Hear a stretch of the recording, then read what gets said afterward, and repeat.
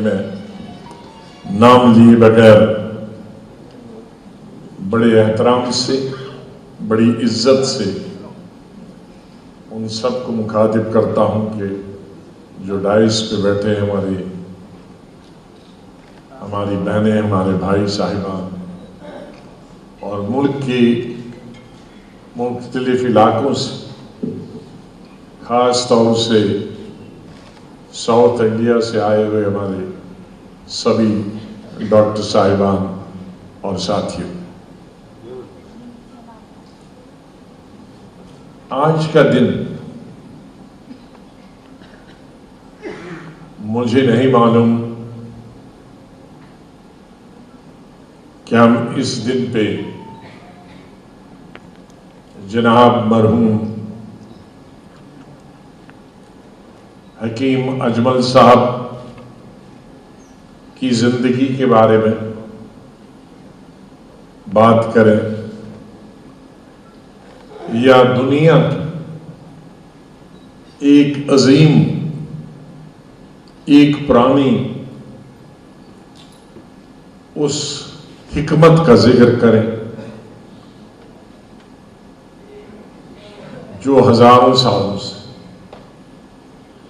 دنیا کے کسی نہ کسی کونے میں جس کا استعمال ہوتے آیا ہے، یونانی حکمت، طبی حکمت۔ مجھے فخر ہے اور ہم سب لوگوں کو فخر ہونا چاہیے جو ورلڈ یونانی دن منایا جاتا ہے، اس کا بہت ہی موزوں جو وقت چنا گیا ہے وہ حکیم اجمل صاحب کا جنم دن کو چنا گیا، ورنہ یونان سے کئی ہزار سال پہلے اور اس کے بعد عرب ممالک میں اور ہمارے ملک میں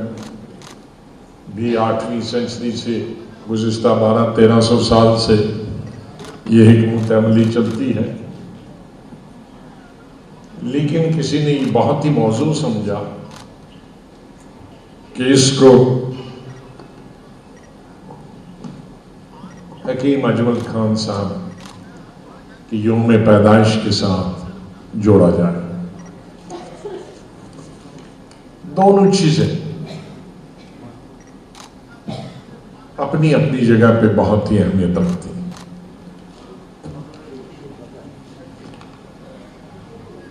میں تو اس تیاری سے آیا تھا، بہت لمبا چوڑا ٹائم ملے گا، کیونکہ جب میں کشمیر میں تھا تو ہماری بہن سے بات ہوئی تھی تو 10 بجے پروگرام شروع ہونا تھا اس کے حساب سے، تو میں کل ہی پہنچا کہ پتہ نہیں 10 بجے کے لیے لیٹ نہیں ہوں، لیکن مجھے معلوم نہیں تھا کہ کلکتہ کا ٹائم ابھی بھی دوسرے ملک کے حصوں سے الگ ہے۔ اس کی وجہ یہ ہو سکتی کہ پہلی سرکار انگریزوں کی یہی بنی تھی، تو ٹائم کے بارے میں شاید اس وقت انگریز زیادہ متاثر نہیں ہوئے تھے، بعد میں ان کو شاید ٹائم یاد آیا، تو اس لیے مجھے ایئرپورٹ جانا ہے اور میرے بہت سارے ساتھیوں کو اسٹیج پہ بولنا ہے اور مجھے انہیں بھی سننا ہے۔ لیکن انصاری صاحب، جب انصاری صاحب پروگرام کو کنڈکٹ کریں گے اور ساتھ میں ان کے ڈائلاگ جن کو میں تو میچ نہیں کر سکتا ہوں، میرے بھائی رجا مراد صاحب ہی کر سکتے ہیں، ان کی بھاری آواز شاید اس کا مقابلہ کر پائے، اور ساتھ ساتھ ان کی شعر و شاعری اس کا بھی کوئی جواب نہیں، تو میں یہ کہوں گا کہ حکیم صاحب کے بارے میں جتنا بھی کم بولا جائے، چاہے وہ سیاسی میدان وہ سماجی میدان، وہ تعلیمی میدان، وہ ان کی حکمت عملی کا میدان، ہر چیز میں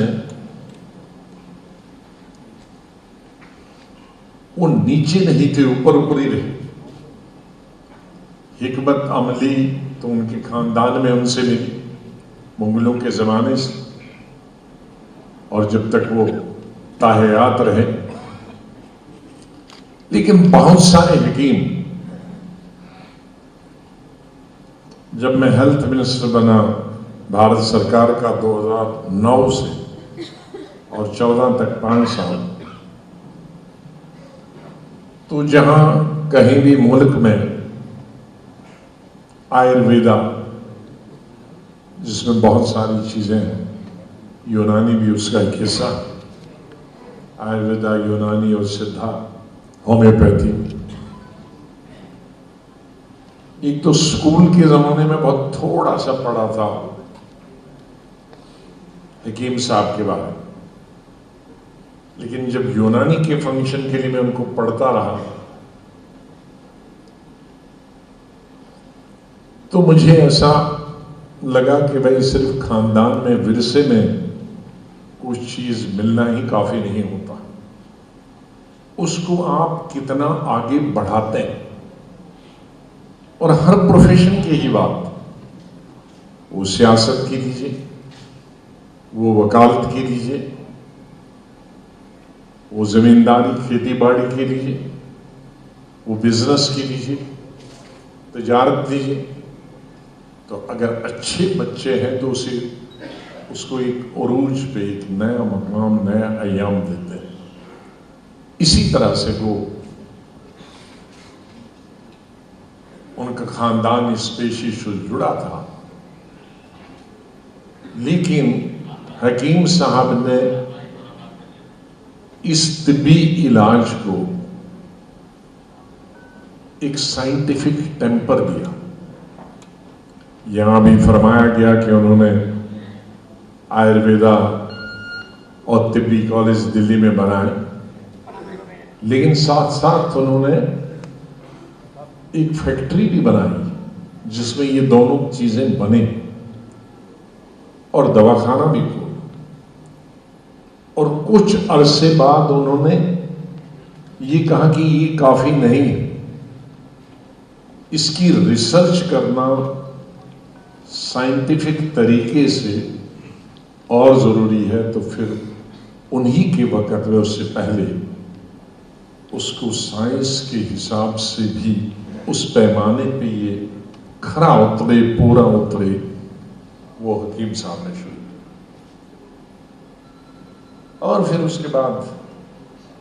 ایک نیا موڑ دیا۔ مغلوں کے زمانے میں تو خود مغل اس کا استعمال کرتے تھے، لیکن اس کے مغلوں کے جانے کے بعد انگریزوں کے زمانے میں اس کو وہ تمام مراد، تمام سہولیات، تمام پروموشن جو مغلوں کے زمانے میں اس کی بالادستی تھی، وہ انگریزوں نے ختم کی۔ انگریزوں کا دھیان ہے سوبھاگیہ ہے، آیورویدا کی کام، ایلوپیتھک کی ذرا زیادہ ان کے ملک میں تو وہی چلتا تھا، تو یہاں بھی انہوں نے شروع کیا۔ لیکن 3-4 خاندانوں کا بہت اچھا رول رہا، جس میں انہی کے خاندان، شرافی خاندان،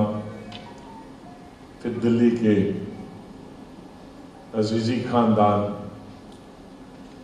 اور حیدرآباد کے ہمارے نواب حیدرآباد کے خاندان نے اس کو زندہ رکھا۔ مجھے خوشی کہ 1947 آزادی کے بعد ہمارے اپنے ملک کی حکومت نے اس کو وہی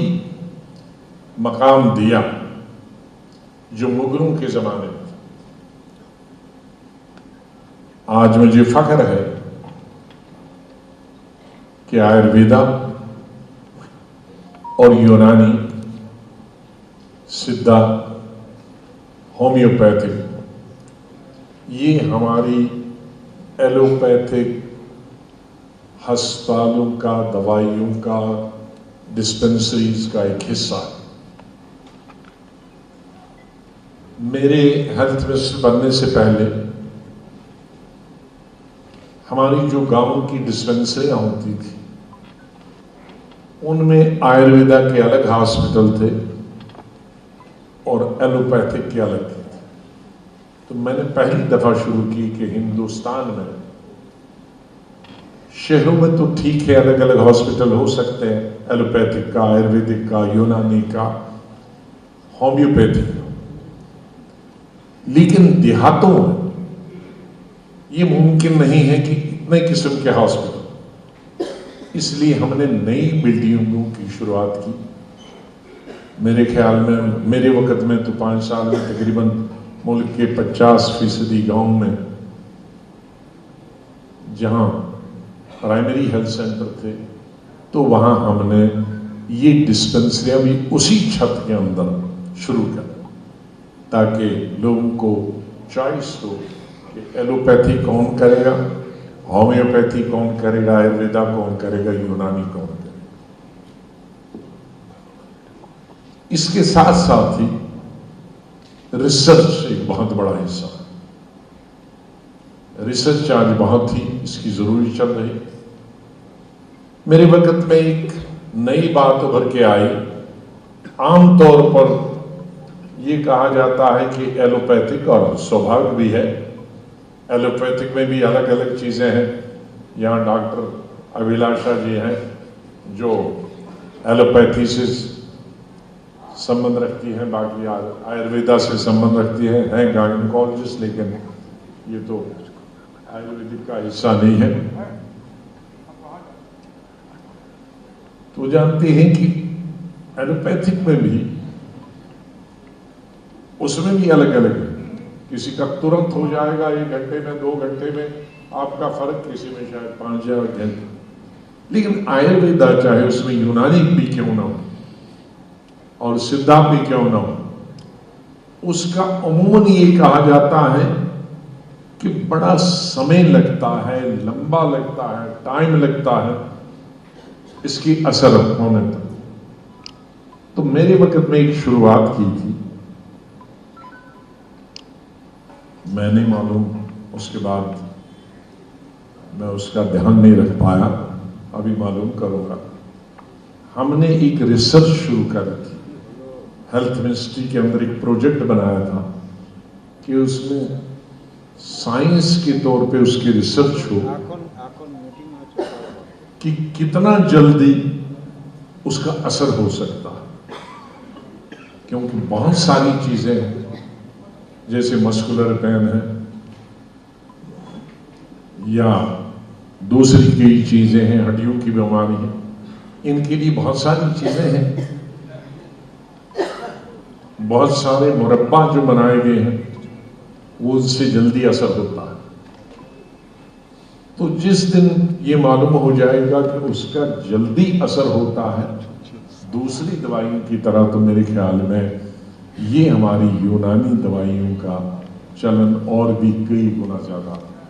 پیدا ہو جائے۔ مولانا صاحب سیاسی طور پر بھی، حکیم صاحب کہیے، مولانا صاحب کہیے، مذہبی طور پر، شاعری کے طور پر، فزیشین کے طور پر وہ لاجواب تھے، لیکن سیاست میں بھی کسی سے کم نہیں۔ جہاں یہاں فرمایا گیا تھا پہلی سپیچ میں، اور رجسٹرار صاحب نے فرمایا تھا کہ وہ شاید واحد آدمی ہیں ہمارے ملک کے جو کانگریس کے بھی ہندوستان کے صدر رہے، مسلم لیگ کے بھی صدر رہے، اور مسلم لیگ کی جو پہلی مجلس ہوئی تھی اس میں بھی، اس کے بنانے میں شامل ہوئے، صدر بھی رہے، خلافت کمیٹی کے بھی صدر رہے۔ صرف میں تھوڑی سی ترمیم لاتا ہوں हिंदू महासभा कि वो सदर नहीं रहे, लेकिन इनका जो सालाना सेशन था उसमें उन्होंने बोला, उन्होंने इसमें तकरीर की और उसका उन्होंने ये भी बोला है कि भाई अगर हिंदुस्तान में जितनी भी हमारी सियासी पार्टियां हैं तो इनको एक दूसरे से छूत-छात नहीं करना चाहिए, बल्कि हम सब लोगों की कोशिश रहनी चाहिए कि उसमें कोई अच्छाई उभर के आ जाए और सभी सियासी पार्टियों को मजहब से बालातर, मजहब से उठकर उन्हें मुल्क की खिदमत करने के लिए, हम आहंगी के लिए, भाईचारे के लिए, हिंदू मुस्लिम यूनिटी के लिए इस्तेमाल करना चाहिए। शायद उनकी यही गरज थी कि वो कांग्रेस तो एक सेकुलर पार्टी थी, लेकिन मुस्लिम लीग के बारे में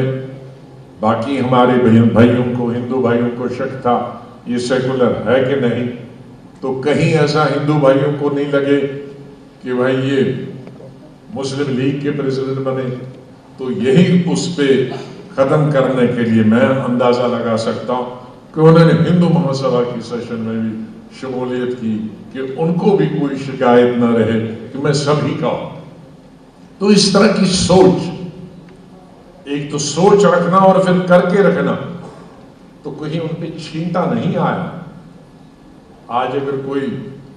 आरएसएस के सभा में जाएगा तो उसको तो बेदखल किया जाएगा, या दूसरे तरफ से अगर कोई मुस्लिम लीग के फंक्शन में जाएगा, दूसरे हमारे तबके के लोग उसको बेदखल करेंगे। तो इतना सेल्फ कॉन्फिडेंस भी नहीं है और इतनी जुर्रत भी नहीं है, इतनी हिम्मत भी नहीं है। ये तमाम चीजें करने के बावजूद भी उनकी जो इज्जत और मकाम हमारे समाज में है, हमारे मुल्क में है, उसकी मिसाल यही है। ये वर्ल्ड यूनानी डे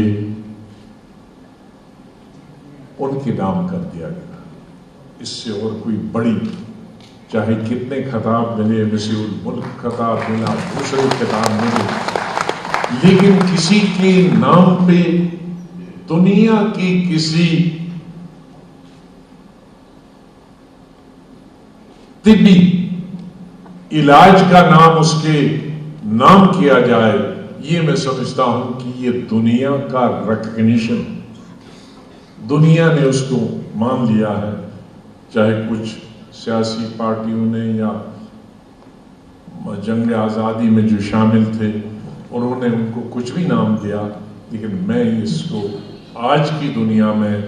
इतने साल के बाद उनको ये रिकॉग्नाइज करना। नमस्कार, मैं हूं मानक गुप्ता। अगर आपको हमारा ये वीडियो पसंद आया हो तो इसे लाइक और शेयर जरूर करें,